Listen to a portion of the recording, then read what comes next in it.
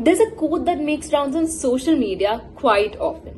People change and forget to tell you about it. But what if I did tell you how I have been changing, but you just could not keep up?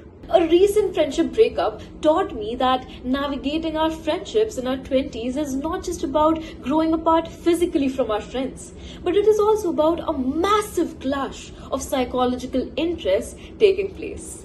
Right now, when we are between the ages of 18 to 29, we are in a stage of development called the emerging adulthood. This concept was coined by a very popular psychologist called Jeffrey Arnett. So this stage is defined by intense identity exploration and instability. So when I came to college, I started juggling between different internships, different college groups, entrance examinations. So my daily availability shrank significantly.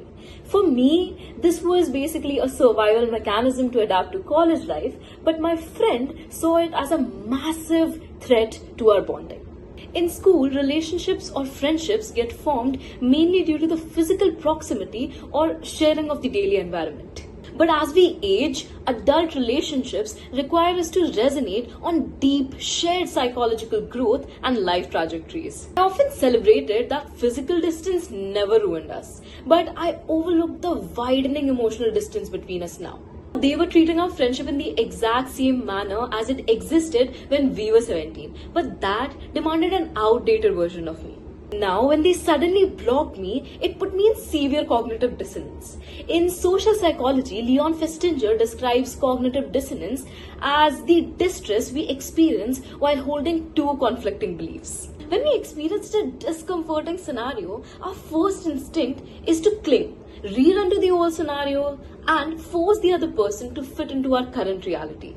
But let's be real, closure does not come from a final conversation or an apology. It comes from accepting the fact that two opposite truths can coexist. Moving on requires dialectical thinking, which is the ability to hold two opposing ideas without letting them tear you apart. You don't have to demonize your past or delete your previous memories to move forward. You're fully allowed to feel nostalgic and sad for the way things were once. But at the same time, you can consciously choose to let that connection go because it no longer serves who you are today. Like, we can always honor the role someone played in our life without really offering them a permanent seat at the table. Coming back to my story, the months of silence made me finally realize that letting go isn't an act of anger, it's an act of grace. This allowed me to freeze those beautiful school memories in time and cherish them as they were without letting a bitter ending ruin them. We just failed at learning how to adapt together while our new adult identities took shape.